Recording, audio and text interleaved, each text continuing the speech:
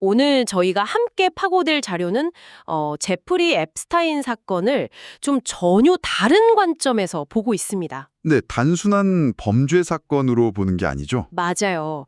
이걸 하나의 거대한 뭐랄까 신학적인 상징으로 해석을 하는데 그 주장이 정말 도발적이에요. 흠, 앱스타인의 그 끔찍한 행위들이 고대 이스라엘을 타락시켰던 바알 숭배가 이 시대에 다시 나타난 모습이라는 거거든요. 네, 그렇죠. 저희는 오늘 이 사건의 어떤 엽기적인 디테일을 파헤치려는 건 아니고요.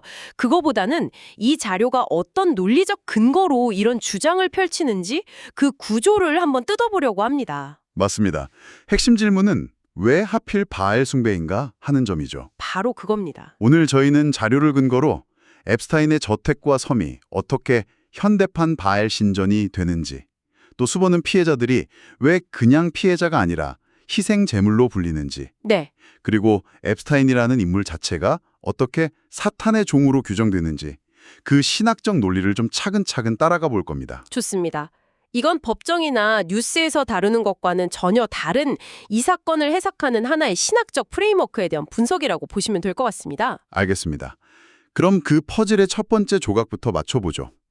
자료는 앱스타인의 뉴욕 저택이나 개인 섬 같은 공간들을 현대판 바알 신전이라고 부릅니다. 네, 그냥 호화로운 범죄 현장이 아니라 신전이라니 굉장히 강한 표현인데 어떤 근거에서 이런 비유가 가능해지는 건가요? 자료가 제시하는 논리는 크게 두 가지 층위에서 작동한다고 볼 수 있습니다. 두 가지 층이요? 네, 첫 번째는 이 공간들이 가진 구조적인 특징입니다. 구조적인 특징이요? 네, 2019년 연방 기소장이나 피해자들의 증언을 보면 이게 명확해지죠. 이곳들은 그냥 친구들 불러서 파티하는 그런 사교 장소가 아니었다는 겁니다. 아, 권력과 성, 특히 미성년자에 대한 성착취가 아주 체계적으로 교환되고 제공되는 하나의 시스템으로 기능했다는 거죠. 시스템이요? 그러니까 그 공간의 목적 자체가 처음부터 좀 비틀려 있었다 이 말씀이시군요. 바로 그겁니다. 그런데 그런 식의 비밀스러운 장소는 세상에 많지 않습니까? 뭐 월스트리트의 은밀한 파티라던가 정치인들의 비밀 모임 같은 것들도 전부 신전이라고 할 수 있는 건가요? 아주 좋은 질문입니다. 앱스타인의 공간만이 특별히 신전이라고 불릴 만한 기준이 뭘까요? 바로 그 지점에서 두 번째 층위인 상징적 유사성이 중요해지는 겁니다. 상징적 유사성이요? 네, 자료는 이 공간의 기능이 고대 바알 신전과 놀랍도록 닮았다고 분석하거든요. 어떻게 말이죠? 첫째, 바알 신전이 그랬던 것처럼 이곳 역시 정치, 금융, 학계의 최상위 엘리트들이 모여드는 권력의 집결지였다는 점. 네. 그리고 둘째, 그 공간의 핵심 활동이 성적인 의식과 쾌락 추구였다는 점에서 자료는 이걸 쾌락의 종교화 현상이라고 부릅니다. 쾌락의 종교화요? 네, 신을 숭배하는 대신 쾌락 그 자체를 숭배하는 그런 종교처럼 변질되었다는 겁니다. 와, 표현이 정말 섬뜩하네요. 그럼 그 종교의식에서 앱스타인의 역할은 뭐였을까요? 바로 제사장 역할이었다는 게 이 자료의 해석입니다. 제사장이요? 앱스타인은 돈과 그 막강한 영향력을 미끼로 엘리트들을 끌어들이고 그들에게 쾌락을 제공하면서 이 모든 시스템을 관리하고 중재했죠.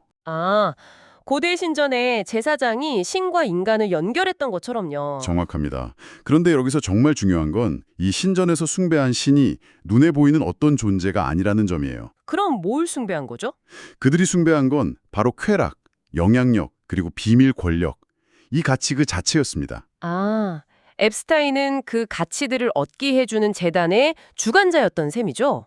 알겠습니다. 그러니까 공간이 가진 시스템적인 기능, 그리고 그 안에서 벌어진 행위의 상징성을 연결해서 현대판 신전이라는 개념을 만들어내는 논리군요. 네, 맞습니다. 자, 그럼 공간이 신전이라면 그 신전을 유지하기 위해 가장 끔찍하고 또 핵심적인 요소가 필요했을 텐데요. 그렇죠. 바로 자료에서 희생제물이라고 부르는 피해자들 이야기로 넘어가 봐야 할 것 같습니다. 이 표현 정말 무겁게 들립니다. 맞습니다. 그리고 이 부분이 이 분석의 신학적 핵심이라고 할 수 있습니다. 핵심이요? 왜 피해자가 아니라 굳이 희생제물이라는 단어를 쓰는가?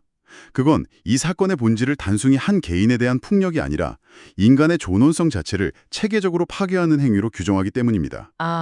자료는 이 개념을 설명하기 위해 세 가지 신학적 장치를 사용하는데요. 네, 첫 번째는 하나님의 형상, 즉 이마고 데이에 대한 침해라는 개념이에요. 하나님의 형상이요.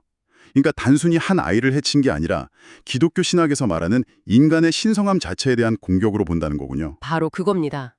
기독교 신학에서 인간은 그냥 생물학적 존재가 아니잖아요. 그렇죠. 하나님의 형상을 담고 있는 존엄한 존재로 보죠. 착취한 것은 그 아이들 안에 있는 하나님의 형상을 직접적으로 공격하고 모독하는 행위가 된다는 논리입니다.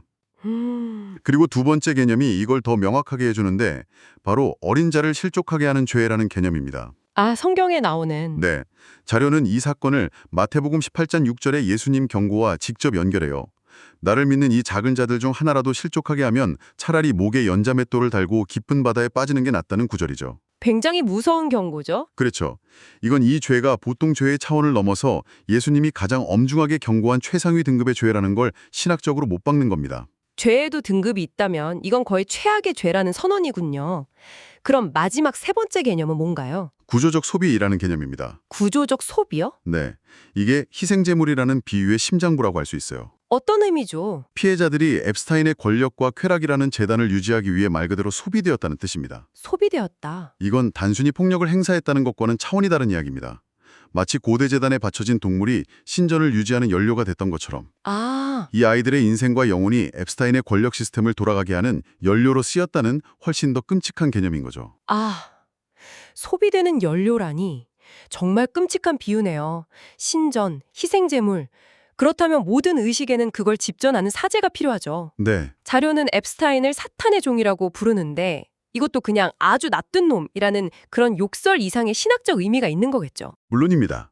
이 해석의 핵심은 창조 질서의 전복, 즉 inversion이라는 신학적 개념에 있습니다. 창조 질서의 전복이요? 네, 자료는 먼저 성경이 말하는 사탄의 본질을 단순히 악한 존재가 아니라 네. 하나님이 만든 질서를 의도적으로 뒤집고 왜곡하는 존재라고 정의합니다. 거룩한 것을 세속적인 것으로, 선한 것을 악한 것으로 바꿔버리는 거죠. 쉽게 말해서 하나님이 A는 B다라고 질서를 만들어놨다면 사탄은 그걸 뒤집어서 아니 A는 Z야라고 우기는 존재라는 거군요. 그렇죠. 정확한 비유입니다. 선과 악의 가치를 그냥 뒤바꿔버리는 거죠. 앱스타인이 성이라는 신성한 가치를 거래의 수단으로 뒤집어 버린 것처럼요. 바로 그 관점에서 자료는 앱스타인의 행위를 분석합니다. 첫째, 말씀하신 대로 성의 상품화입니다. 네. 기독교 관점에서 성은 언약적 사랑 안에서 주어지는 거룩한 선물인데 앱스타인은 이걸 돈과 권력을 위한 상품으로 전락시켰죠. 질서를 완전히 뒤집은 겁니다. 그렇죠. 둘째는 인간의 도구화입니다. 하나님의 형상을 지닌 아이들을 자신의 쾌락과 다른 엘리트들의 환심을 사기 위한 도구, 즉 수단으로 삼았죠. 인간을 목적으로 대하지 않는 것. 네, 이것 자체가 창조 질서의 근본을 흔드는 행위입니다. 그럼 마지막 세 번째는 뭔가요? 침묵의 구조를 형성한 것입니다. 침묵의 구조요? 그는 자신의 권력과 네트워크를 이용해서 진실을 덮고 피해자들을 고립시키고 이 파괴적인 질서를 유지하는 거대한 시스템을 만들었어요. 이건 그냥 한 개인이 타락한 수준을 넘어서는 겁니다. 하나님이 세운 선한 질서를 적극적으로 파괴하고 그 자리에 악의 질서를 세우려는 시도였다는 거죠. 자료는 이 행태를 요한복음 10장 10절 도둑이 오는 덫은 도둑질하고 죽이고 멸망시키려는 것뿐이라는 구절과 연결합니다. 그의 행위는 파괴 그 자체가 목적인 시스템의 구축이었다는 해석입니다. 이 모든 조각들이 맞춰지니까 정말 끔찍한 그림이 완성되는군요. 신전, 재물, 제사장이라는 비유가 하나의 일관된 논리 안에서 움직이고 있었네요. 네, 그렇습니다. 그렇다면 이 모든 분석이 우리에게 던지는 최종적인 메시지는 뭘까요? 자료는 바알은 사라지지 않았고 이름만 바꿨을 뿐이다 라고 결론 내리는데 이게 오늘날 우리에게 어떤 의미가 있는 걸까요? 자료는 이 사건이 현대 문명이 진짜 싸워야 할 영적 전쟁의 실체가 뭔지를 보여주는 사례라고 주장합니다. 영적 전쟁이요? 네, 핵심적인 메시지는 크게 세 가지로 볼 수 있어요. 첫째, 현대 신전의 재료가 달라졌다는 통찰입니다. 재료가 달라졌다. 고대의 신전은 돌과 나무, 금으로 지었잖아요. 그렇죠. 하지만 자료가 말하는 현대의 바알 신전은 눈에 보이지 않는 것들로 지어진다는 겁니다. 초호화 저택, 개인 섬 같은 물리적 공간에 더해서 비밀 네트워크, 그리고 침묵의 계약 같은 사회적, 법적 구조물 위에 세워진다는 거죠. 우상숭배의 공간이 물리적인 건물을 넘어서 사회적인 시스템 그 자체가 될 수 있다는 말이군요. 그렇습니다. 여기서 두 번째 메시지로 이어지는데요. 네. 자료는 우리에게 이런 근본적인 질문을 던집니다. 과연 문명은 발전했는가? 아니면 죄가 더 정교해졌는가? 아, 기술이 발전하고 세상이 부유해진다고 해서 인간이 더 도덕적으로 변하는 게 아니라는 거죠. 오히려. 오히려 그 기술과 부를 이용해서 더 교묘하고 더 강력하고 더 은밀한 형태의 우상숭배 시스템을 만들 수 있다는 서늘한 경고입니다. 그러네요. 앱스타인의 시스템은 최첨단 통신기술, 국제금융, 법의 허점을 모두 동원한 아주 정교한 죄의 구조물이었으니까요. 맞습니다. 이 부분은 잠시 생각해 볼 지점이네요. 기술이 발전한다고 해서 인간의 죄가 사라지는 게 아니라 오히려 더 교묘하고 거대한 시스템으로 진화할 수 있다는 경고는 정말 섬뜩하게 들립니다. 그럼 마지막 메시지는 무엇인가요? 결론적으로 이 사건을 하나의 거대한 신학적 대립구도의 상징으로 제시합니다. 대립구도요? 네, 즉 어린아이들을 삼키는 바알의 제단과 가장 약한 자를 보호하려는 하나님의 나라 사이의 영적 싸움이 21세기 현대사회에서 어떤 모습으로 벌어지는지를 적나라하게 보여주는 상징적인 사건이라는 겁니다. 아, 이건 더 이상 앱스타인 한 개인의 이야기가 아니라 우리 시대에 작동하고 있는 두 개의 거대한 가치관, 두 왕국의 충돌을 보여주는 사건이라는 게 자료의 최종 결론입니다. 오늘은 제프리 앱스타인 사건을 고대 바알 숭배라는 신학적인 틀로 분석한 자료를 깊이 파고 들어봤습니다. 네, 권력과 쾌락이 뒤엉킨 공간이 어떻게 현대의 신전이 되고 그 안에서 인간의 존엄성이 어떻게 재물처럼 파괴되며 그 모든 행위가 왜 창조 질서에 대한 전복으로 해석될 수 있는지 그 논리의 구조를 따라가 봤습니다. 이 자료의 분석을 끝까지 따라가다 보면 정말 불편하고도 중요한 질문 하나가 남게 됩니다. 어떤 질문이죠? 만약 이 바알 신전이